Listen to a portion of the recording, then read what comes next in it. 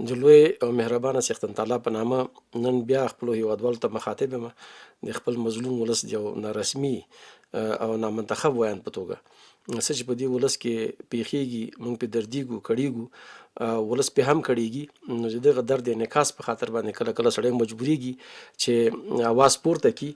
نن بیا درته د انتخاباتو په باب مخاطب یم. هغه انتخابات چې احتمال دی چې بحران ته لاړ شي، ستونزې راوزېږي او بیا د بحران کنټرول ناممکن شي یا سخت شي. نو په دې خاطر چې زموږ هیوادوال او چارواکي ټول د یو احتمالي بحران د مخنیوي په خاطر لاس سره یو کړي، نو دغه ویډیو خپرومه. په دې باندې موږ بحث کوو چې چیرته وو او چیرته یو او چیرته ځو.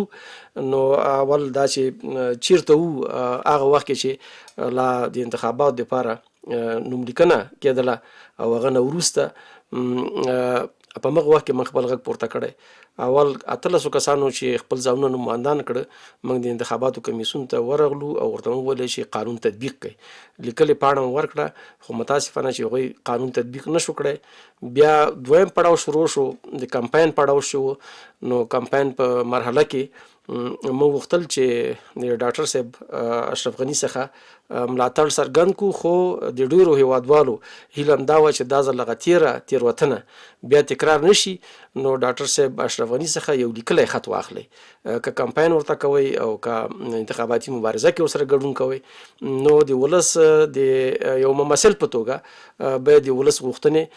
په لیکلې بڼه ورته وړاندې شي او بیا ترنه د هغه لاسلیک او یا هم د هغه د یو ځواکمن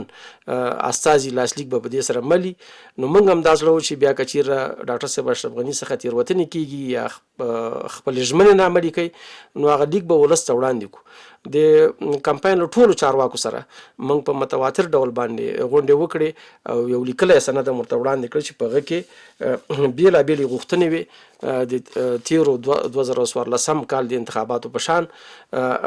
او ملي غوښتنې وې. موږ ویل چې که چیرې دغه غوښتنې ومنل شي، نو موږ به ډاکټر صاحب اشرف غني څخه ملاتړ وکړو او دا غوښتنې دې کې هېڅ ډول شخصي غوښتنه نه وه. نو په لنډي سره غواړم چې دې غوښتنه یادونه وکړم. د تیر په شان موږ ورته ویل چې د مذهبي عناصرو او د روښانفکر عناصرو ترمنځ یو ټکر موجود ده، معنا د مدرسې او د ښوونځي ترمنځ، د ملا او د معلم ترمنځ، د ښار او د اطراف ترمنځ دا واټن باید له منځه لاړ شي او که له منځه نه ځي نو دا باید راکم شي. پوز موږ ویل چې نوم خو ملي دی او د ملي کېدو په وړاندې یو څه پرمختګونه شوي، خو لا ډېر کار ته نور ضرورت لري. نو پوز باید په بشپړ ډول ملي بنسټونه چې دي هغه باید غیر سیاسي شي او د سیاست ښکار نه شي. هغه کې لکه عدلي او قضایي ارګانونه، انتخاباتو کمیسیونونه او همداسې نور مهم ارګانونه دا باید له سیاست لرې وساتل شي. دا زموږ بله غوښتنه وه. سیاسي ګوندونه، نامهاره سیاسي ګوندونه چې د اساسي قانون له ازادۍ څخه ګټه پورته کوي مګر د اساسي قانون په مخالفت کې هم واقع دي په عمل کې، دا باید اساسي قانوني مسیر ته ولیږي او سوچ لکه څنګه چې قانون کې یادونه شوې په مغه معیارونو باندې ځان برابر کړي. برېښنایي تذکرې زموږ بله غوښتنه وه چې په راتلونکي 15 کلونو کې باید په بشپړ ډول هر افغان ته برېښنایي تذکرې ورسول شي او چې موږ دغه ستونزې څخه خلاص شو. دا زموږ بله غوښتنه وه. د کوچیانو میشتېدنه وه چې له ځایي خلکو سره په بېلابېلو سیمو کې ستونزې او مشکلات لري، دواړو طرفونو ته ستونزه ده. نو دا باید د قانوني امکاناتو له لارې او همدارنګه د هغوی د میشتېدنې له لارې او د هغوی د مالدارۍ د عصري کولو له لارې دا ستونزه ورحل شي. قوانینو بل موږ ویل چې قوانین باید زاړه فرسوده قوانین چې دي هغه باید له منځه لاړ شي، ځای نوي قوانین ونیسي. خو په قوانینو کې باید ډېر ژر تغییرات را نشي، ځکه چې ټولنه یو ځل یو ډول قوانینو سره ځان عیاره کړي بیا هغه لا تطبیق شوي نه شي، بل قانون ورپسې راشي. ټولنه اوس هم موږ دغسې د قوانینو له تزلزل سره مخامخ ده. نو دا مشکل باید حل شي. د اکثریت او لږکیو حقوق دي چې دا باید متناسب او موازي او مساوي حرکت وکړي، د ډېرو ډېر او د لږو لږ. په دې فورمول باندې باید لاړ شو. اداري واحدونه دي دا باید سم اصلاح شي. داسې نه چې یوه سیمه په 1,00,000 کسانو باندې یو ولایت، یو بله سیمه چې ده په 14,00,000 کسانو باندې هم مثال هغه هم د یو ولایت حق او امتیاز اخلي او یوه سیمه چې د 1,00,000 کسانو په شمېر وګړي لري. دغه دپاره باید فورمول جوړ شي، جغرافیه جمع نفوس بیا مساوي د اداري واحدونو سره، که هغه ولسوالۍ، که کلی او که ولایتي. نو اوس چې په تنظیم واقع کې بیلابېل اداري واحدونه رامنځته شوي امتیازات اخلي مګر هغه د استحقاق له مخې هغه حتی نه دي رسېدلي. دا ژبني محرومیتونه موږ ویل چې ژبني محرومیتونه باید له منځه لاړ شي. د اساسي قانون د 14 مادې له مخې او نور دې کې تر دې نه زیات موضوع احتیاط کار اخیستل پکار نه دي. د بیان ازادي و موږ ویل چې بیان ازادي باید تضمین شي د اساسي قانون په رڼا کې، مګر هغه رسنۍ چې د آزادو رسنیو په نامه باندې مطرح دي له بهرنیو سرچینو څخه خړوبېږي د هغوی کنټرول او چک او مهار باید ترسره شي. متوازنه وده و چې ټول هیواد کې باید متوازنه وده د اساسي قانون مطابق ترسره شي. پوزیشن او اپوزیشن موږ ویل چې په تیرو 13 کلونو کې یو ډیره بده تجربه ده هم په حکومت کې دي هم په اپوزیشن کې. دا کلتور باید نور پای ته ورسول شي. اپوزیشن باید یو د حکومت نه بهر یو اپوزیشن په حکومت کې البته د حکومت په نیمګړو کارونو باندې هغوی فوق العاده د انتقاد حق لري، خو داسې نه چې هم په حکومت کې هم د اپوزیشن اکټ کې نو دغه مغالطه چې په 13 کلونو کې رامنځته شوي د حکومت له امکاناتو بیرته د حکومت پر ضد باندې کار کول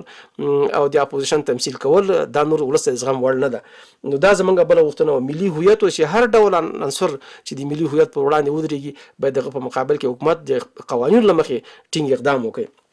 د ډیورنډ کرښه موږ ویل چې په هېڅ وجه د افغان ولس د منلو وړ نه ده او حکومت به وخت په وخت په دې برخه کې خپل دریځ څرګند کړي. که ځینو ځایو کې زور هم نه رسېږي، حقوقي اسناد پرېږدي چې آینده نسل چې د زور او ځواک خاوند شو د همدغو اسنادو پر بنسټ باندې خپله خاوره خپله کړي. نو سرشمېرنه موږ ویل چې ټول افغانستان کې باید سرشمېرنه ترسره شي چې دغه جنجال ختم شي. زه څومره یم ته څومره په 15 کلونو کې باید یو واقعا ناپېیلې سرشمېرنه ترسره شي چې د هېچ اثر ته پکې زیان ونه رسېږي. انتقالي عدالت چې لا هم جنګ سالاران له بېلابېلو نومونو څخه ناوړه استفاده کوي، کله د قوم ټیکهداري کوي، کله د مذهب او جهاد په نامه او کله د سمت او ژبې په نامه او هغه چې په هر قوم کې جنایتکاران هغه باندې باید انتقالي عدالت پلی شي او لږ تر لږه د نورو ځواکمنېدو مخه ونیول شي. بیا ځواکمني وه چې زموږ په هیواد کې 1.5 میلیون نه زیات کسان جګړې ځپلي معلول شوي، د دې دپاره باید بیا ځواکمنۍ دپاره کار وشي. اشتغال و چې د افغاني کلتور او د افغاني امکاناتو مطابق باید خلکو ته اشتغال زمینه برابر شي، هوایي ژمنې ونه شي. هغه څه چې زموږ د حکومت په حدودو کې د صلاحیت په حدودو کې دي هماغه نه باید کار واخیستل شي. متضادې غوښتنې وې موږ ویل چې په یو واحد ټیم کې دوه متضادې غوښتنې چې مطرح کېږي په کمپاین کې بیا هغوی بیا امتیاز غواړي. نو دا دواړه متضادې غوښتنې دي د قانون په تله وتړل شي چې کومه غوښتنه د قانون مطابق ده او کومه نه ده. هر چې د قانون مطابق وه مثال د یو واحد ټیم دوه غړي دي او غوښتنې متضادې دي، یو د قانون سره ټکر کوي، یو د قانون سره مساوي موازي روانه ده. هر یو چې د قانون سره موازي روانه هغه باید عملي شي. نو دا زمونږ بل د اساسي قانون تعدیل مسله و چې بېلابېلې خلک بېلابېلې ډلې مطرح کوي. هغه موږ ولې دا باید دواړه سره یو بیلانس برابر شي. که دې دپاره احیانا کمیسیون ټاکل کېږي نو یوازې داسې نه ده چې هغه څوک چې تعدیل غواړي د هغوی غوښتنې دې مطرح شي، هغه څوک چې تعدیل نه غواړي د هغوی تقاضا باید هم په پام کې ونیول شي. کېدای شي دا خبره بیخي لویې جرګې ته محول نه شي، هماغه کمیسیون یې حل کړي چې د دواړو طرفینو غوښتنې چې کوم یو معقولیت لري کوم یو نه لري. نو داسې نه چې هر سړی خبره پورته کړي اساسي قانون تعدیلوم او موږ وایو چې نه هغه تعدیل غواړي، هغه خاموش اکثریت چې نه غواړي د هغوی غوښتنې هم باید په پام کې ونیول شي. بهرني ځواکونه موږ غوښتنه دا وه چې بهرني ځواکونه باید مهار شي، کنټرول شي، د افغاني قوانینو په چوکاټ کې باید د هغوی د فعالیت اجازه ولري او مهار د حکومت په لاس کې وي. د شپې عملیات، د ورځې ناوړه عملیات چې د حکومت هم پې خبر نه وي دا باید نور بند شي، ځکه چې په کلي کې د بهرنیانو بمبارد او په ښار کې د طالبانو یا د حکومت د مخالفینو انفجار او انتحار ده او ټول ولس په اور کې کړېږي. نو موږ ویل چې دې دپاره باید بالاخره یو قانوني حل پیدا شي او دا مهار شي. بهرمیشتي افغانان دي چې هغوی صلاحیت او ظرفیت لري، کسب و کار زده کړی، تجربه لري، هغوی دپاره باید په داخل کې د کار زمینه برابر شي. خو دا په دې معنی نه ده چې هغوی دومره امتیازات واخلي چې یو بهرمیشتی افغان چې داخل ته راځي د 10 کورمیشتو افغانانو امتیاز یې دی معادل وي او دا پیسې بیا بیرته بهر ته لاړې شي. نو د هغوی له امکاناتو تجربو څخه باید فوق العاده استفاده وشي، ځکه چې هغوی ماډرن عصري تعلیم کړی ده او نور افغانان وروزي، خو داخل کې قدرونو ته هم باید فوق العاده توجه وشي او دې ترمنځ باید یو تناسب او یو بیلانس برابري. هیواد میشتي کډوال دي موږ ولې بهر میشتي باید داخل ته راولېږدول شي او کورمیشتي چې دي چې د بېلابېلو جنګ سالارانو د فعالیتونو له امله ضروري کړېدلي دي دا باید خپلو کورونو ته ستانه شي او د جنګ سالارۍ لاس لنډ شي. د جندر مسله او د ښځو د حقوقو مسله چې د کې تصنعي افراط او تفرید رامنځته شوی، نو دا باید یو تعادل حتی د قانون او د افغانستان د طبیعي واقعیتونو په رڼا کې دا مسله چې د حل شي. سوله او ثبات د موږ احتمالي ګټونکي او فعلي کاندید څخه دا غوښتنه کړې وه چې که د سولې لپاره جمهوري ریاست هم په خطر کې انتخابات د وګټل، نو ته به د سولې لپاره دا قرباني ورکوي، څوکۍ نه به تېرېږي. دغه زموږ غوښتنې او دې کې هم دا لیکلي چې که هر غوښتنه د قانون خلافي هغه د باس وړ نه ده، نو ضرور نشته چې هغه د عملي شي یا د خبرې پې وشي. نو دا موږ ډاکټر صاحب اشرف غني ته ورولېږله د استازو په لاس باندې، هغه استازي چې پخوا یې مخالف و اوس یې موافق دي. موږ خو مغه یو مستقیم خط باندې پخوا تر دې پورې روانو، خو په 3 میاشتو کې دې زمینه برابر نه شوله چې دا لیک دا غوښتنې چې وایم د قانون خلاف نه وه هغه ته ورسیږي. دې سره سره هم بیا هم موږ هغوی ته وویل که زموږ دا غوښتنې نه منل کېږي، دا اکثره د ولس غوښتنې دي، دې کې نورې غوښتنې شته خو ما یې لنډیز درته وویلې. نو موږ د ډاکټر صاحب اشرف غني مخالفت نه کوو، مګر په زغرده ورته کمپاین هم نشو کولی، ځکه چې موږ یې سند نه لرو چې دا سړی به بیا طوفاني کېږي نه یا هغې کېږي به نه او بیا به خپلو ژمنو باندې پښې نه ږدي. نو موږ مار چیچلي یو، موږ تجربه لرو، اوس له پړي هم ډارېږو. نو دغه د ولس غوښتنې دي او دې کې شخصي تقاضا نشته، نه د څوکیو نه د مقام نه د چپړاستوب نه نیولې تر وزارت پورې د هېڅ شي غوښتنه پکې نه وه. خو بالاخره موږ چې دا ټیم وکته د دې ظرفیت نه لري چې هغه دغسې چې د ټول ملت په ګټه باندې یو هغه غوښتنې وي، ټول ملت هغه جمهور رئیس پورې ورسي او جمهور رئیس همداسې د غرور او تکبر پاس باندې سورو چې هغه دغسې ډول معقولو غوښتنو ته ګنې وخت نه درلوده یا علاقه نه لرله. خو خیر پار ترتیب بیا انتخابات کمپاین شپې ورځې رانږدې شولې. کمپاین شپې ورځو کې داسې و چې موږ چې وکتل په ډېر بد حالت کې خپله ډاکټر صاحب اشرف غني واقع و، نو زیات احتمال و چې دا ټاکنې بیلي او د کمپاین ټیمونو ته چې موږ کتل هغه ډېر سس روان او اشخاص یوازې اکثره د پیسو او د خپل شان او شوکت او دبدبې په خاطر هغه سره ملګري شي، مګر خطر یې داسې و چې که چېرې ناکام شي خطر عام ولس ته ډېر زیات ده. بیا دغه خلک چې په کمپاین کې دي دوی بیا ځانونه ورکوي، خو هغه مقابل جهت چې راځي بیا ډېر زیات خطر مواجه کوي ولس ته. هغه موږ تجربه لرو په هغه مسله کې. نو بیا د اګست په 28 یعنې نن څخه تقریبا څه کم میاشت وړاندې موږ مجبور سولو چې د کمپاین حالت په یو ویډیو کې ورته نشر کړو چې حالات دي خراب دي او په دغه شکل باندې که ته روانې نو ستونزې تا ته هم دي ولس ته هم دي. هغه ویډیو چې نشر شوله نو بیا خو د کمپاین د بېلابېلو غړو لخوا او د جمهور رئیس ته نږدې کسانو لخوا متواتر تماسونه ونیول شول. نو موږ په دې پوهېدلو چې هغه ویډیو د دوی په نظر باندې لږ ترخه ده او جمهور رئیس یې د زغم د اورېدلو زغم نه لري. نو هېڅ چا مې دې وس پیدا نه که چې جمهور رئیس ته هغه زما خپله ویډیو چې واقعیتونه پکې منعکس شوي وو نو هغه ورورسئ. نو بیا دوی ویل چې ستاسو لیکلې طرحه څه شی ده، دا خو وینا ده. بیا پر سهار مې ورته لیکلې طرحه هم جوړه کړه، لیکلې طرحه کې مې ورته ولیکل چې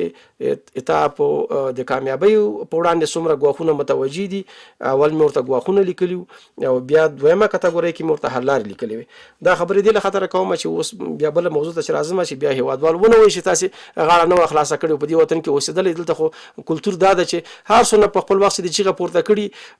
بیا چې هغه حاکم نه چارواکي نه مارواکي نه تېروتنه وشي نو بیا د هغه تالیسټي بیا وروسته درته وایي چې هغه وخت چې د حاکمیت کې ولې د غږ نه پورته کوو چې اوس محکوم شو تېروتنه دې نه وشوله ضرر متصور شو یا ضرر واقع شو اوس چیغه پورته کوي. نه ګوره په خپل وخت کې هر وخت کې مو خپله چیغه پورته کړې. دغه 18 کسان چې وو دا یو د ډاکټر صاحب اشرف غني په شمول باندې د انتخاباتو معیارونه دي پوره کړي. موږ هماغه وخت کې انتخاباتو کمیسیون کې عریضه ثبت کړې. بیا چې کله کمپاین شروع شو جبري شوه بیا م ورته وویلی شي دغه نیمګړتیاوې دغه غوښتنې دي او دغه غوښتنو په مقابل کې موږ بې قید و شرطه خو غوښتنې ولسي دي. بیا چې هغه ونه شو ویډیو هم نشر کړه. بیا چې ویډیو تاثیر په ده باندې ونه کړو البته په ولس یې وکړو د کمپاین په ټیم یې وکړو نو بیا م ورته لیکلې طرحه یو ورځ بعد ورولېږله. لیکلې طرحه هر چا دوی ووهله لاف یې ووهله چې بس موږ یې ورسو. هېڅ چا هم ونه سو رسولی غیر له یو شخص نه چې اوس نه غواړم چې د هغه موقف ته تاوان پېښ شي. هغه دا لیکلې طرحه جمهور رئیس ته په میز کېښودله. جمهور رئیس دا طرحه د هغه په وینا ولوستله خو ښه پې ونه لګېدله. نو اوس به ټولو هېوادوالو ته موږ دا طرحه وړاندې کړو چې په دا طرحه کې د جمهور رئیس 99% کې ګټه وه. نو په دغسې یو حالت سره واقع یو چې 99% کې ته د ګټې خبره ورته کوې خو یوه خبره پکې داسې چې د ګواښ د مخنیوي په خاطر ورته کوي چې دغه تا ته ګواښ ته چارته مین ایښی ده او که په دې مین لاړې الوځي نو په دغه خبره باندې خفه کېږي. نو په دغسې یو حالت کې به چاته کومه زمینه چې هغسې لږ حیثیت ولري په ټولنه کې کومه زمینه به ورته برابره شي چې دغسې بحرانونو مخه ونیسي او دغسې سرزورو خلکو قناعت حاصل شي. اول ما ورته لیکلي چې ستا د کمپاین په وړاندې ډېرې ستونزې شته چې هغه عنوان موږ ورته چې ورکړی و چې د ډاکټر صاحب اشرف غني د بیا کامیابۍ په وړاندې پراته ګواښونه او د هغو حل لارې چارې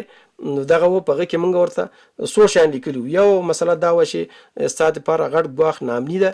او نامني په هغه سیمو کې ډېره زیاته ده چې ستا طبیعي ووټ هلته پروت دی.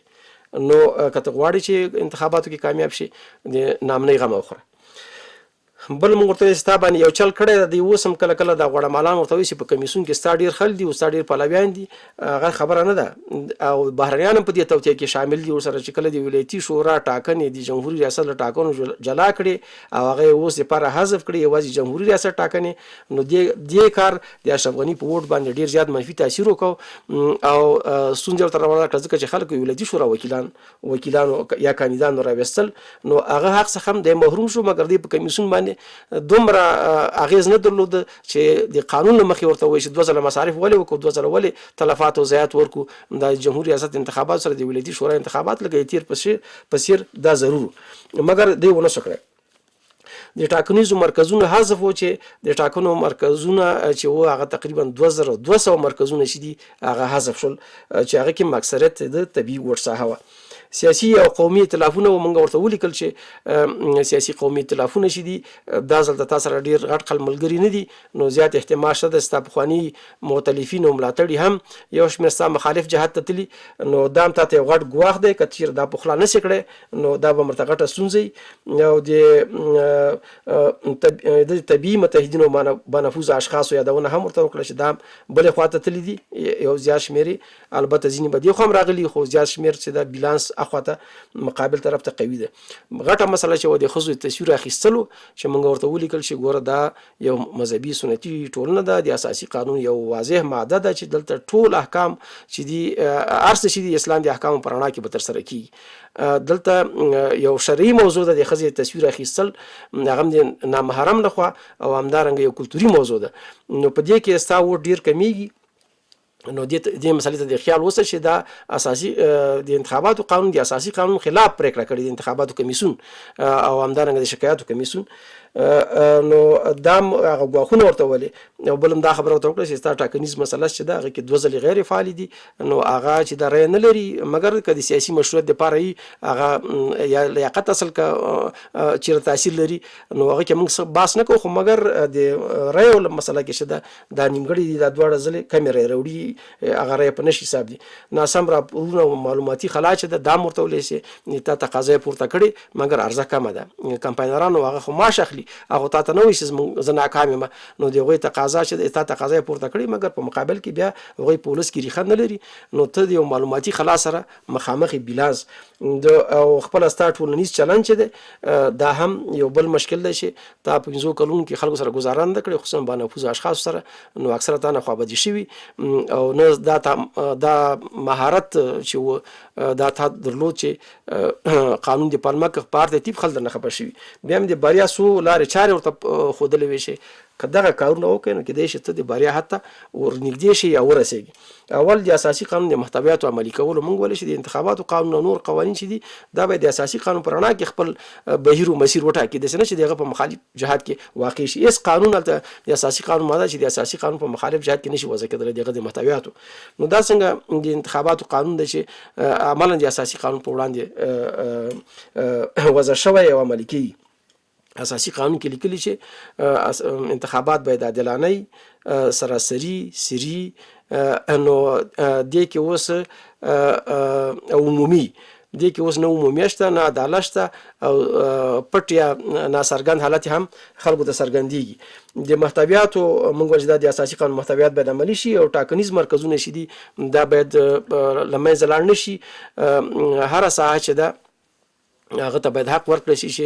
انتخابات پکې ترسره شي. طبعا انتخاباتي کمیسیون وایي چې امنیت نشته، موږ ځکه هغه نشو ترسره کولی ټاکنې. د امنیت ساتل چې دا په د ولس حق دی، په جمهور رئیس باندې، په حکومت باندې چې ولس امنیت تامین کړي. اوس یوه سیمه یو ځل د امنیت په پالمه باندې له ژونده محرومه شوله، کډواله شوله، وځپل شوه، خلک کډوال شول، او دویم ځل دپاره بیا د ووټ له حقه محروم شول. نو یو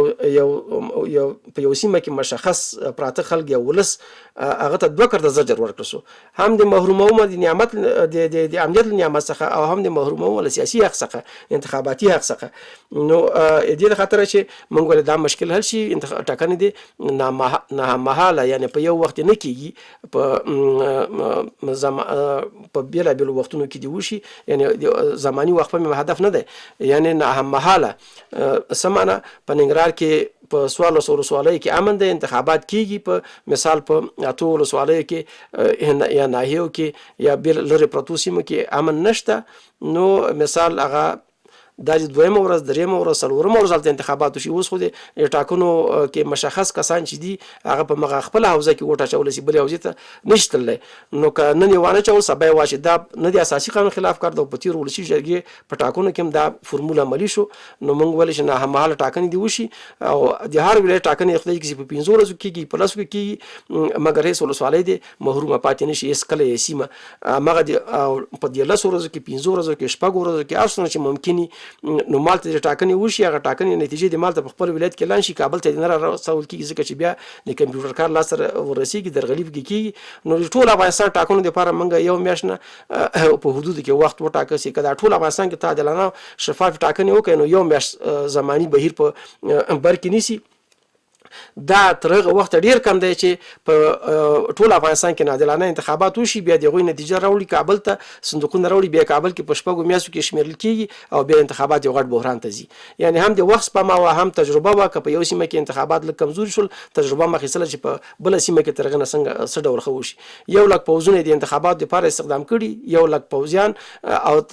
په دغه ناهممهاله ټاکنو کې تر دې نه کم پوځیان ته ضرورت ده. دا زموږ بل وړاندیز و چې دا باید ومني. په هر ترتیب په ټاکنو کې د ښځو د ګډون باره کې ورته وویلی شي دا چې دا خلک ګډون نه کوي. یعنی په سلو کې کېدای شي د ښځو د ګډون ونډه چې ده 10 ته راښکته شي، یا ته په ځینو سیمو کې کېدای شي 0.5 شي. نو دا خو د انتخاباتو مشروعیت تر پخوا لاندې کوي. په سلو کې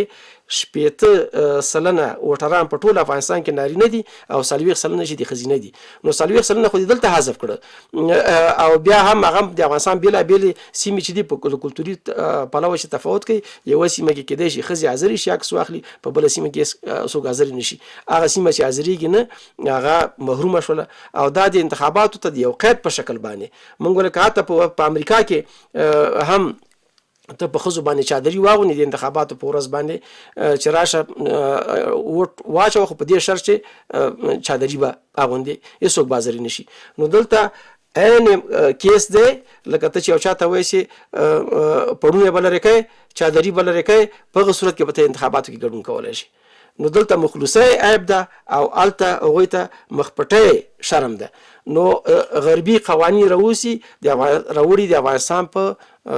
ټولنه سنتي او مذهبي ټولنه باندې تطبیق وړ. او دلته یوه ښځه یوازې د عکس په خاطر باندې له ووټه محرومیږي، او دا عکس په فرعي موضوع ده. کله چې که ستا بایومټریک د اعتبار وړ وي، خو چې ګوته ولګي د تکراري ووټ مخه نیول کېدای شي، یا سریال نمبر چې دې ورکړ، نو خو تکراري سریال نمبر خو بیا هغه نه اخلي. نو هدف دې کې ده چې په کمیسیون کې د ډاکټر اشرف غني دومره مخالفین دي چې په اکثریت سره دا یو نامشروع طرحه په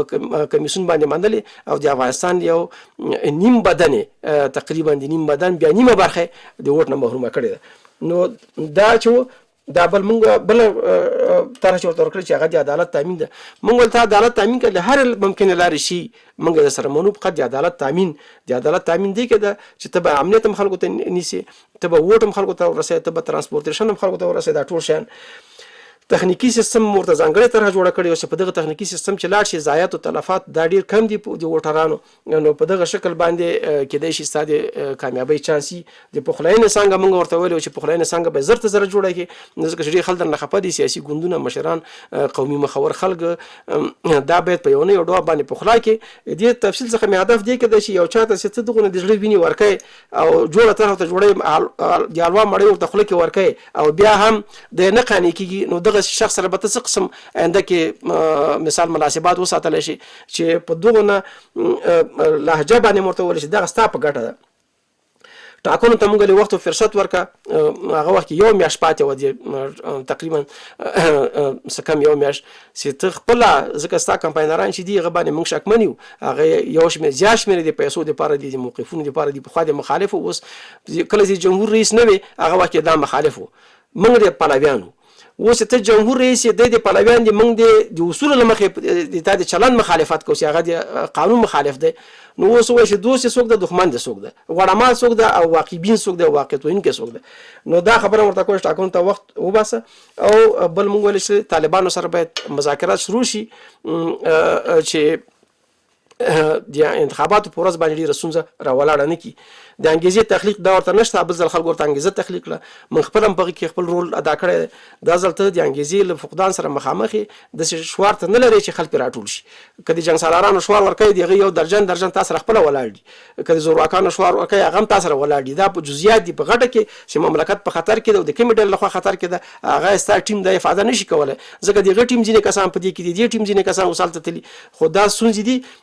مګر موږ ویل د ملي انګیزې تخلیق دې سبب کېږي چې په سوونو په زرګونو خلک ستا لښکر سره یوځای شي ستا لارې سره یوځای شي د نورو کاندیدانو جذبول او پخلا کول هغه موږ ورته دوه کاندیدان مې ورته ښودلي چې ستا په رایو باندې ډېر تاثیر لري یو په لوی قندهار کې شهدا محمد ابدالي چې ستا د ووټ طبیعي ساحه ده هغه که ودرېږي نو خل د محلي تمایلاتو له مخې کېدای شي یو زیاته برخه ووټ هغه ته ورکړي په اوله کټګورۍ کې بیا په دویمه کټګورۍ کې نور کاندیدان هم اخلي نو دا ستا طبیعي ووټ ساحه ده که شهدا محمد ابدالي انصراف وکړي دا ستا په ګټه تمامېږي بیا ووټ یې بلې خوا ته ډېر کم ځي اکثریت تا ته پاتې کړي بل مې د ښاغلي حکمتیار ورته وویلی شي مذهبي ووټ چې ده په کلیوالو سیمو کې هغه اکثره خصوصا په پښتون میشتو سیمو کې دا کېدای شي زیات حکمتیار ته لاړ شي او یو شمېر دی د خپل ګوند غړي چې دي په نورو قومونو کې هغه بیز لري نو که چېرته د حکمتیار د پخلاینې چانس در سره وي نو دا هم ستا په طبیعي ووټ باندې ډېر تاثیر کوي دا سړی همدارنګه نور کاندیدان چې مطرح دي دا دې جملې څخه دا یو برخه کې د یو څه پرمختګ وکړو چې ښاغلی زلمی رسول شهدا محمد ابدالي خصوصا شهدا محمد ابدالي د ووټ باندې تاثیر کوي نو هغه پخلا شول دا بل مطرح کاندید چې تر اوسه پورې همداسې پاتې ده د ټولو نور جزئیات مو خو نه غواړم چې د لنډ به وایم چې وخت ډېر زیات نشي نو دې نتیجه مې ورته وروستی سپارښت ته مرتدا کړه چې که چیرې دغه شرایط او دغه غوښتنې نشي عملي کولی نو ښه لاره دا ده چې انتخاباتو نه تېر شه د سولې لاره خپله کړه همدا حکومت سره له دې چې ډېر مشکلات لري او ته خپله هم وایې چې مشکلات لري نو دا حکومت موږ ته تر نوي حکومت څخه ته انارشۍ څخه ته ګډوډۍ څخه دغه ضعیفه ائتلافي چینجن روس حکومت هم موږ په شکر باسو ځکه چې موږ تر دې نه یو بدتر حالت ته روان یو نو بیا ښه دا ده چې طالبانو سره امریکایانو سره نورې نړۍ سره خبره وکړي چې د انتخابات شاته پاتې شي د انتخابات شاته وغورځول شي او د سولې پخلاینې لاره خپله شي دې کې کېدای شي کال دوام وکړي 2 کاله دوام وکړي موږ 2 کاله په نامنتخب نیمه منتخب حکومت باندې شکر باسو نظر هغه ته چې انتخاباتي بحران ته لاړ شو او بیا نه حکومتي نه انتخاباتي نه بل هغه ما ورته لیکلي چې که په دغه حالت کې اوس روانې نو ستا رایه په ټول افغانستان کې په سلو کې 10 ده نو دا خبره کېدای شي د په اعصاب باندې خنۍ لګېږي ځکه چې د غوړمالانو ورته ویلي چې ته په سلو کې 15 اتیا نو یو سړی چې له 15 اتیاو نه شلو ته راښکته کوي نو دا غټ دغه سړي باندې هر څوک چې ډېر غټ فشار پرې واردېږي او ښه پرې نه لګېږي خو له هغه نه وروسته د یو څه اصلاحات یا هلې ځلې په خپل انتخاباتي ټیم کې وکړي خو بیا هم زموږ په نظر باندې هغه کفایت نه کوي څو چې دغه 12 یا 14 مهم مسایل چې ما ورته ذکر کړي وو دا هغه نه شو عملي نشي نو دا چانس د په انتخاباتو کې کمزوري کیږي نو ښه اوس راغلو دې ته دا ټول شرایط چې د عملي نشول آیا موږ به سالم انتخابات ولرو دا پوښتنه ډیره مهمه ده، مطرح ده چې باید ټولو هیوادوالو سره شریک شي. اول د انتخاباتو د قانونیت سرچینه چې د هغه اساسي قانون ده. اساسي قانون کې 4 ماده 3 شپېتمه 1 شپېتمه 2 شپېتمه 7 شپېتمه 3 اتیمه 4 اتیمه 5 اتیمه ماده چې ده دغه ټول د انتخاباتو محتویاتو په باره کې دي. هیڅ قانون چې ده فرعي قانون که هغه د ولایتي شورا انتخابات دي که د جمهوریت ریاست د دغو مادو له محتویاتو نه خلاف کار نشي کولی. نو د هر هغه پروسه چې د اساسي قانون دغه محتوا زیانمنه کړي هغه غیر قانوني ده. نو د شفافیت لپاره بل عنصر چې د په انتخاباتو کې شفافیت ده چې هغه شک او تردید باید د ټولو طرفینو له منځه وي او د ټاکنو مشروعیت تامین کړي. د ټاکنو مشروعیت په ځینو شیانو پورې تړلی چې ټاکنو خپلواک کمیسیون دا باید ناپیلی د رایو کمیت باید زیات وي په هغه کې او د خلکو پوښتنو ته اندېښنو ته ابهاماتو ته د ټول ته په صادقانه ډول په مخلصانه ډول او عادلانه ډول او په رانه ډول باندې ځواب ورکړي. نو که دغه شیان ونه شي نو بیا انتخاباتو قانونیت هم صدمه رسیږي، مشروعیت هم صدمه رسیږي. اوس راځو د کمیت په باره کې چې دغه کمزوری کمیسیون باید دې توان ولري چې انتخابات ترسره کړي. په تیرو انتخاباتو کې اوس چې دی په ټول افغانستان کې د کورنۍ چارو د وزارت او د انتخاباتو د کمیسیون د شمیرو له مخې 2300 مرکزونه د په پام کې و چې هغه انتخابات پکې وشي. بیا دغه د تیرو انتخاباتو 2014 چې ډاکټر صاحب اشرف غني او ډاکټر صاحب عبدالله مخکښ خانو دغه په تناسب باندې 1300 مرکزونه په دې کې کم دي. اوس د انتخاباتو کمیسیون هغه تیر نه خو د تیر چتر چې موږ محاسبه کوو هغه نه خو دا کم دي، بلکې 2200 مرکزونه چې دي هغه نور هم تړل شوي په دې کې. په 2200 مرکزونو دا د ټولو انتخاباتو چې پاتې مرکزونه چې دي هغه د کورنۍ چارو د وزارت د ارقامو له مخې 4900 مرکز دي چې دې کې به دوی وایي چې انتخابات کې 4902 مرکزه د کورنۍ چارو د وزارت د شمیرې له مخې دې کې به انتخابات کیږي. او په دې کې بیا بله ستونزه څه شی ده چې د ټاکنو کمیسیون او د شکایتونو کمیسیون بیا وایي چې نه 3360 مرکزونو کې به ټاکنې کیږي او دا پوره خوندي دی دی په اصطلاح 615 لوړ امنیتي ګواښ سره مخامخ دي او 900 چې دي ټیټ امنیتي ګواښ سره مخامخ دي. نو دا لوړ او ټیټ امنیتي ګواښونه چې موږ محاسبه کوو اخره کې نیمایي پاتې کېږي د ټولو هغه د تیرو ټاکنو په تناسب نه دا دی چې کومې هغه وایي دا 4902 مرکزونه دې نیمایي چې تقریبا 3360 مرکزونه کېږي دا فعال دي یا خوندي دي. په 3000 دا خو دی په قول آیا طالبان به د ټاکنو په ورځ باندې دا 3360 مرکزونه همداسې خوندي پرېږدي که نه نور به هم کم کړي؟ زیات احتمال ده چې تر 1000 مرکزونو پورې طالبانو تر تهدید لاندې دي چې هغه کې به انتخابات نه نور بم زیانمن شي، خو دا به کېدای شي چورلټ وتړل شي. دا یو موضوع. بل موضوع پکې دا ده چې د ښځو دپاره چې کوم په دغو مرکزونو کې دا 3360 مرکزه چې دي دې کې د ښځو ونډه څومره ده هغه خو په دغه فورمول باندې چې دی جوړ کړی دا خو انتخابات ته ښځې نه حاضرېږي. نو بیا په هغه کې په 100 کې 80 ضایعات لرو او بیا چې په دې کې ټرن آوټ بسونه یا د ګډونوالو شمیر به څومره چې دا مرکزونه مصر راجټیږي نو زیات احتمال ده چې د ټولو مرکزونو چې د شرایط پوره کړي یعنی د ووټرانو د غیر جملې څخه بل 15 نه تر 16 پورې ټرن آوټ یا د ګډونوالو شمیر به د ووټرانو دا په افغانستان کې د ټولو تیر ټاکنو په تناسب باندې ټیټ هدي. په تیر ولسی جرګې په ټاکنو کې د ګډونوالو شمیر په ځینو ولایتونو کې ټیټ حد چې 21 او جګ حد چې 80 پورې و چې د اوسط تقریبا 40 شاوخوا کې یا 15 یا 15 نه تر 15 پورې دغه حد کې دا غروزي انټرن آوټ. اوس نو په دې کې په دې 15 نه تر 16 پورې چې دا ګډونوال شو په دې کې به څومره ووټ بیا چې استعمال شي په دې به جنجالي شي نه دا جعلي دی دا صحیح ووټ دی دا نادرست دی دا قلمخور دی دا بایومیټریک شوی نه ده په دې کې به نور څونه ضایعات ولري. نو دا د مشروعیت مسله چې دا راټیټیږي بیخي ډېر ټیټ حد ته چې په نړۍ کې کېدای شي ډېر کم مثاله انتخابات په دې ډول باندې تیر شوي. اوس دغه ټول اتموسفیر یا چاپیریال دا چې ته مطالعه کوې څېړې نو اوس حل لاره څه شی ده؟ اوس چې حل لاره په نښه کوې هغه څوک چې چارواکي دي ډاکټر صاحب اشرف غني ته دا انتباه ورکړي چې تسل په سلو کې ګټونکي نو ځای انتخاباتو کې بیا د سولې پروسه تعقیب کړه. موږ بیا یو ځل دا خبره کوو چې موږ مخکې یادونه کړې چې اول سوله بیا انتخابات. موږ که حکومت غواړو دې لپاره غواړو چې امنیت ټینګ کړي، موږ که انتخابات غواړو په دې لپاره غواړو چې امنیت ټینګ کړي، خلکو ته سوله سوکالي راوړي او د ولس واقعي نماینده معلوم شي. کله چې په دغه شرایطو کې نه عادلانه انتخابات کیږي، نه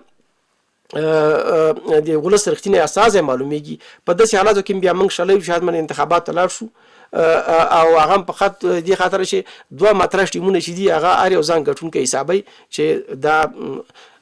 زه ګټونکی یم، نو ځکه دا دوه ټیمونه په انتخاباتو باندې ډېر ټینګار کوي او د سولې پروسه هم شاته پاتې شوله. اوس موږ خو بیا هم په اخلاقي لحاظ، په ایماني لحاظ، په انساني لحاظ باندې، په افغاني لحاظ باندې موږ د سولې پلویان یو.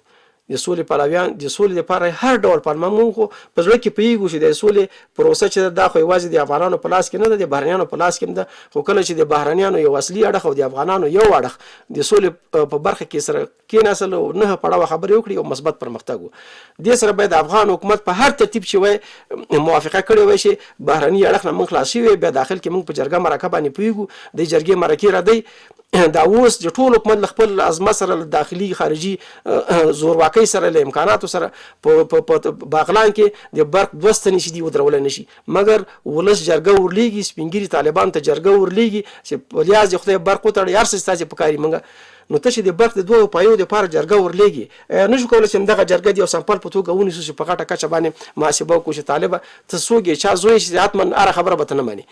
انتحار به ته کوې، انفجار به ته کوې، مکتب به نه منې، ښوونځی به نه منې، پوهنځی به نه منې، روزنځی به نه منې، او څه کومه چې طالب او نوم دې د طلب د علم هم نوم دې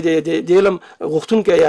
یا طلبګار دی، مګر بیا د علم په مخالفت کې واقع جرګه هم نه منې، مرکه هم نه منې، څوک یې چا زوی، بیا هغه وخت کې د ولس ټول ستا تر شا ودرېده. خو دا کم پروسیجرونه چې د جرګې په نامه، د نورو شیانو په نامه، دا ټول په دې خاطر چې د سولې پروسه شاته شي او د انتخاباتو پروسه د مخه شي. خو اوس راځو که انتخاباتو کې ګټلی شي که نه شي ګټلی، دا سوال مطرح ده. مونږ خو بیا هم درته دعا کوو او چې خدای تا کامیاب کړي، چې کامیاب دي کړي، ځکه موږ دا تعقل لرو چې د عبدالله ټیم پر راتګ سره افغانستان بیا لوی بحران سره مخامخ کېږي. د ډاکټر اشرف غني پر راتګ سره به دا بحران ادامه پیدا کړي. دا اوس چې کوم چینجن بحران روان ده، د روس حکومت دا به ادامه پیدا کړي، خو ملک به نه پاشل کېږي، د هویت خطر بنئ، نورې ستونزې بنئ، مګر د غوړمالانو او د ابن الوقت اشخاصو یو ګرمه پاچاهي به روانه،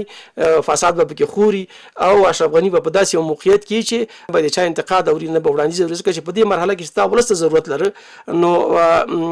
هم تا ولس ته غېږه ورنه کړه، نو هغه وخت کې چې دی بلې دورې ته په تمه نه دی، نو بیا به څنګه د خلکو انتقاد او وړاندیز او غوښتنې یا ګورېږنې واوري. خو د ټولو سره دا ټولو منفي نقاطو سره موږ په ښه موقعیت کې نه یو، د بد او د بدترین ترمنځ بیا مقابله ده. نو موږ وایو چې که دا بد انتخاب شي، د تاوان کشه به هم رګ راټیټه کړي، دا ولس مظلوم ولس بیا په ډېر بد حالت کې واقع دی. نو 15 کاله مخکې مې همدغه سټیج له مخې ورته وویل چې د اختر نوي کالي دې مبارک، ناکامي دې مبارک، چې ائتلافي حکومت مه جوړوه. ټولو غوړمالانو زما مخالفت وکړو. نن 15 کاله بعد دی وایي چې یو مې لاس تړلی، یو مې پښه تړلی، یو لاس او پښه چې تړلی، خو معنا حکومت دې ناکام دی، حکومت دې فلج ده. 50% چې دغه ته ورکړه، 50% خو داسې نه ده، هغه 50% بیا په مخالفت کې دی، د 50% په مقابل کې استعمال شوی. نو بنا پر دې ټول حکومت خنثی ده. په د سیاسي منطق له مخې دا خبره کوم. نو هغه چا چې درته 15 کاله مخکې مشوره درکړې او ته 15 کاله وروسته دغه نتیجې ته ورسېدلې چې نه والا دا تا فکر اوس کار وکړه، اوس چېرته کومه مشوره در کوم 15 کاله بعد به دې نتیجې ته رسېږي، هغه نه دا ښه ده چې عملي کړي. نو حل لاره زموږ وړاندیز دا ده چې اول د ډاکټر صاحب اشرف غني په انتخاباتو باندې ټینګار نه کوي، دا یو ملي اجماع دې راټوله کړي، سیاسي ګوندونه د انتخاباتو بې کفایته کمیسیون انتخابات نشي کولی، انتخابات په شرموش شرمېږي او زی ملک بحران ته ځي. دا ملک چې د بل انتخاباتي بحران وس او توان نه لري چې هغه وزغمي او بیا نسي خارجان سي راشي مزګړتوب وکړي، خوري په یورو ګډي کې مسد یو ګډوله حکومت جوړ کړي، هغه حالت کې مونږ نه یو. نو که چیرې ډاکټر صاحب اشرف غني دې ولس دا تضمین ورکولی شي چې وروره انتخابات ګټم، حالات تر دې نه ښه کېږي، تر دې نه خرابوم، بیا خو بسم الله که ټول مطلب هر څه ستا په غاړه. او کمیسیون هم ضعیف وي د مملکت حالات هم دغسي او انتخابات بیا زی بحران ته انتخاباتو کې د افغانستان د هویت او د افغانستان د ارزښت او د افغانستان د تاریخ یو مخالف جهت قدرت ته رسیږي نو بیا خو تا ته مشکله ده چې هغه اول شي او ته دویم شي بیا به دا ناندرۍ بیا به ښار کې لنډغریزمي مظاهرې به یې نه منو فاشیزم نه منو هغه چا باندې به د فاشیزم ټاپه لګېږي چې هغه د خپل په حکومت په ټوله 15 کلن دوره کې په سلو کې 2 سلنه پښتو مکتوب ونه لیکه د کوچیانو ریاست مکتوب په بله ژبه لیکه نو هغه باندې به د فاشیزم تور پورې شي او د فاشیزم جبیره چې ده د کفاره چې ده دا بیا د هغه مولس ورکوي چې په حکومت کې شامل نه وو خو د مملکت د ملي حیثیت د دفاع لپاره دانګلي وو او هویت یې خوندي کوو نو بیا موږ دا خبره کوو چې صورت ترجیح ورکوو ته صورت تر ټولو مهمه ده خو بیا هم که ډاکټر صاحب اشرف غني حتما په ټاکنو باندې ټینګار کوي او وایي چې نه ټاکنو پرته بله لار نشته نو بیا دغه وړاندیزونه چې موږ کړي دا د عملي کې چې د ګټنې چانس یې لږ پورته لاړ شي بیا به ځینې خلک په دې باندې انتقاد وکړي دې ویډیو باندې چې دا خو نو به پټ هم دا خبره ورته کړې وه خو پټ خو مو ورسول هېڅ تاثیرات یې ونه کړه غیر له جزیاتو نه جزیي شیانو نو موږ ته کومه لاره په کار وه چې بیا سبا ته همدغه ټامیان او غلامان بیا موږ ته دا تور پورې نه کړي په موږ باندې چې تاسو نو هغه وخت کې دا خبره ولې ورته نه کوو نه دا دې په خپل وخت باندې خبره سوله تر ټول نه خدای حکم کوي چې سوله کې خیر ده نو رسول د خدای د حدیبیې په تړون کې د مشرکینو سره د رسالت له نامه څخه تیر شو محمد رسول الله هغوی ورته ویلی چې موږ خو تا سره په همدغه خبره وران یو چې ته د الله استازی نه نو رسول الله کلمه به ترنه باسي هغه ترکیب به ترنه باسي یوازې محمد به پاتې کېږي موږ تا سره د محمد په بڼه باندې په عنوان باندې دا تړون امضا کوو نه د خدای د استازي په عنوان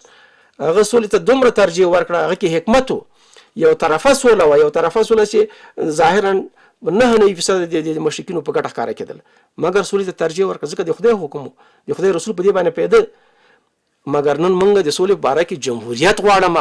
عجب جمهوریت چې وخت پوره شوی د انتخابات په خپل وخت نسو کړی دا ولس دا منګ په دې پسې نه ګرځول ته اسلامي امارت د اسلامي جمهوریت د اسلامي دولت د اسلامي خلافت دا خلافت او امارت او جمهوریت دا نمونه ټول خلکو په اسلامي خلافت کې د حکومت د سرونو نظراني قرباني پکې روانه د سرونو ننداري پکې روانه سرونو پکې غوسیږي اسلامي دولت موږ په دې کابل کې وکړه چې شپږم منزل نه خلکو ځان راخطا دلته عناوین مهم نه دي دلته محتوا مهمه ده چې شی عملي کوي چا چې د اسلام چیغه پورته کړې وه د اسلام په نامه دا وطن تباه برباد کړ چا چې د جمهوریت چیغه پورته کړې هغه جمهوریت نه مني خلکو سره مشوره نه کوي 1.5 مشاورین مقرر کړي یو مشاور والله په بل قسم ته چې دا جرأت نه لري جمهور ایسته وایي چې دا خبره تا په ګټه د خنه روان دا جرأت څوک نه لري دې ته وایي جمهوریت دا خو د دیکتاتورۍ وروستی هغه ټوله ګنده حالت دغه ده نو دا خبره موږ ځکه کوو چې موږ په دې ملت باندې زړه دردېږي په دغه هم زړه دردېږي په دې خاطر دردېږي چې ووره په دغه تاسې اوس په دغه انتخاباتو کې په پکتیکا کې په تېرو انتخاباتو کې 9% ښځو ګډون کړی ځکه چې خاوند یې ورور یې پلار یې د هغې کارت اخیستی و او انتخاباتو کمیسیون سره یو نرمښت نه کار اخیستی و نړیوالو سره یو نرمښت نه کار اخیستی و اوس په پکتیکا کې څومره ښځې ګډون وکړي زه د انتخاباتو خبره دا کوم چې هر یو په کمپاین کې چیغې وهي او په پیسو باندې دا 2 ماتره ټیمونه خلک راغواړي او دې کې به خلک هم ورسره په وړیا ډول باندې راشي مګر یو غټه کتله چې دغه د پیسو خبره لنډه خبره دا کول راځي د ګزو د میدان د لوګر ستا پلرنی مورنی وطن ده او پنشیر دی هغه ډاکټر عبدالله پلرنی تاسې دغه دوه کې انتخاباتو کې دغه دوه کې 4 زیاتېږي سره دې چې لوګر د پنشیر شپږ برابره لوی دی او نفوس هم شپږ برابره پې زیات ده مګر تر راشه انتخاباتو کې په دغه دوه کې سمپل واخله اتاره زیاتېږي د غره زیاتېږي بیا به نور افغانستان سره دا داسې نه ده چې لوګر خلک انتخابات نه غواړي تا ورته زمینه نه برابره کړي یا تا په پاچۍ کې په خپله پلرني ټاټوبي کې ستا امنیت نشته نو هلته چې پنجشیر کې خلک انتخابات کې هغوی خپل کلي ته خپل ولس ته کار کړی د پولیس د غځی د جنرال د غځی د امکانات د حکومت ټول امکانات مغوی سره دي سیمه کې امن ده زه خو د محکوم کړی د مظلوم کړی د بیا ماته وایي چې نه داسې انتخاباتو کې هم ګډون وکړه هغه به په خپله سیمه کې ووټ به هم بل چېرته نشي استعمالولی نو حل لارې هم ډېرې دي اوس بیا ټینګار په دې خبره کوو چې ډېر تدبیر نه کار اخیستل پکار دي دا اوس 15 ورځې انتخابات ته پاتې اسان هم نه ده چې په دې انتخاباتي مسیر و بهیر کې څوک تغییر راولي خو بیا موږ جمهور ایسته د ورورۍ مشوره دا ده چې تا په ناکامۍ کې چې کوم بحران افغانستان کې متصور ده دغه په مقابل کې به څوک ودرېږي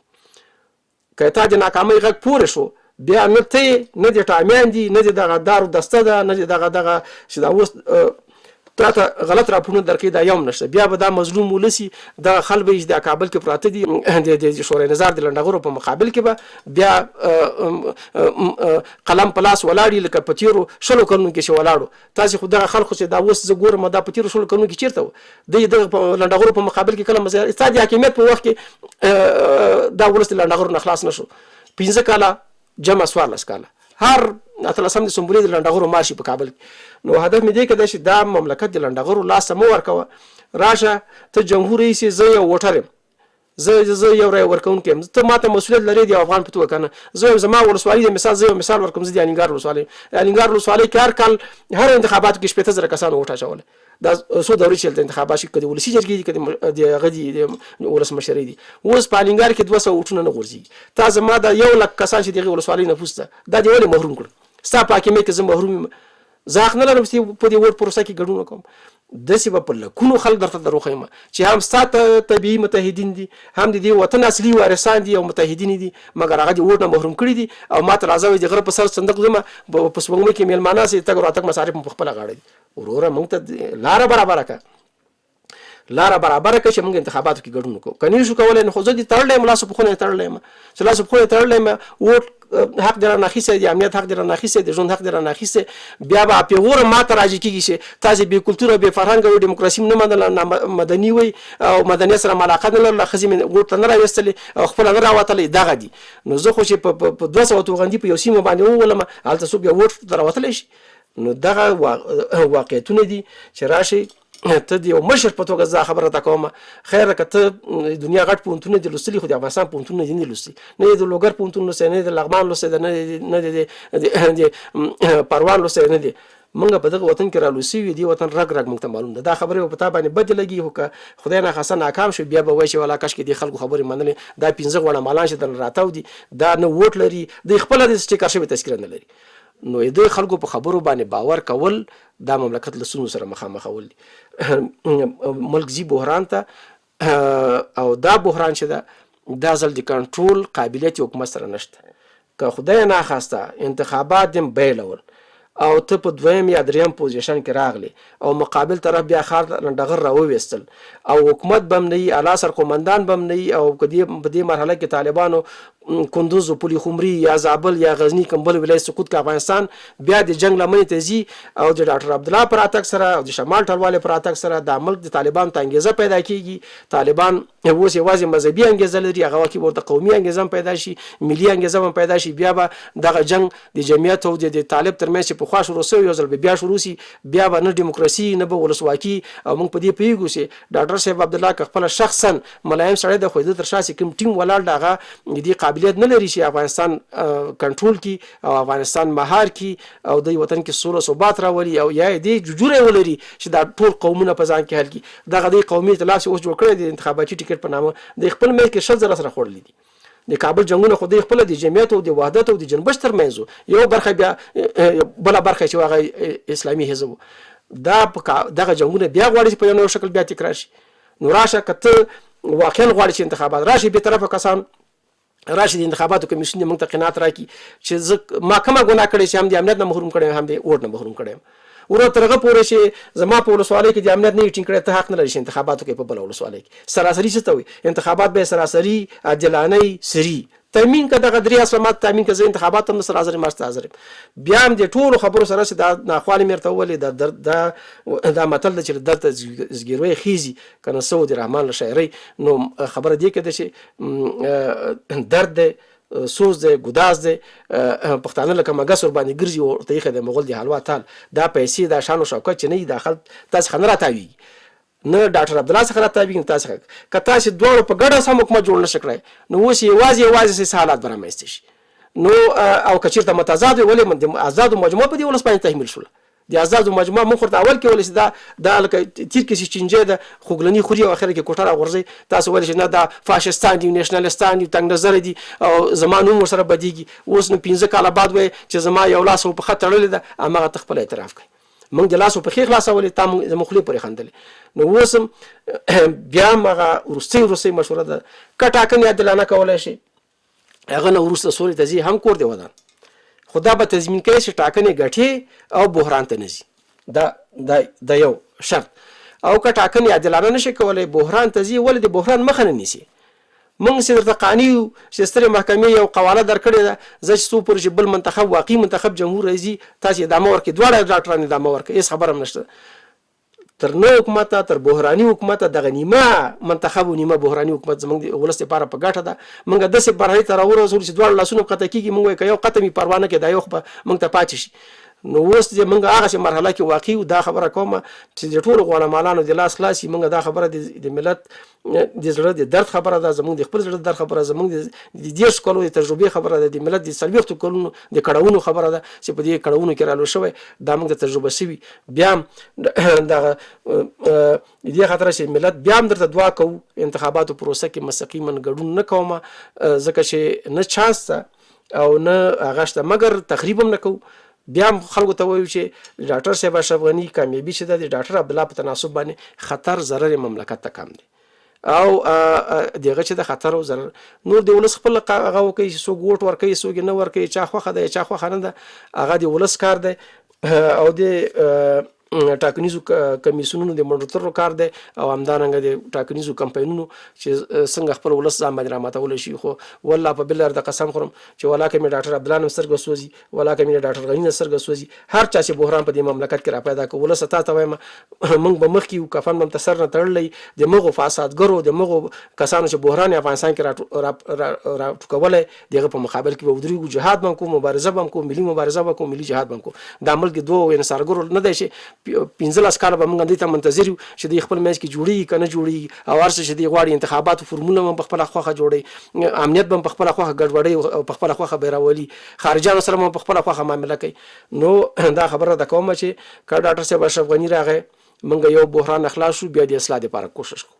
د اصلاح دپاره اپوزیشن ته ځو، لکه څنګه چې 15 کلو کې په نره خبره کړې بیا به 15 کلو کې کوو. که ډاکټر عبدالله راغی ملک غټ بحران ته ځي، دغه بحران په مقابل کې به هم په اوله کرښه کې ولاړ یو. دا ولس ته وایم چې دا 15 کسان چې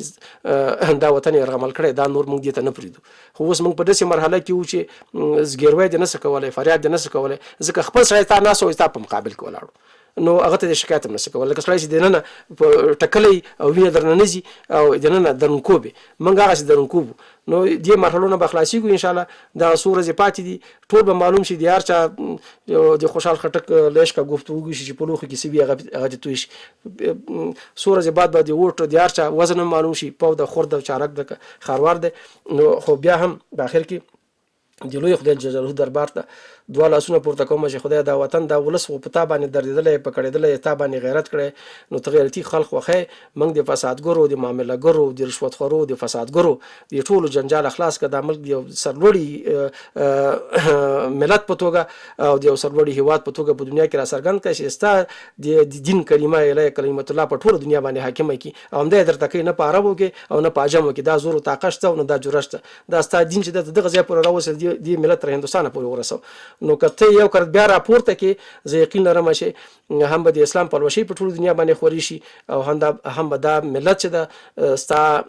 اطاعت په خپل ښه شان او شوکت سره چې لکه څنګه چې کړی دی نور به یې وکړي. د همدغې ورځې په ارمان. السلام علیکم ورحمت الله وبرکاته.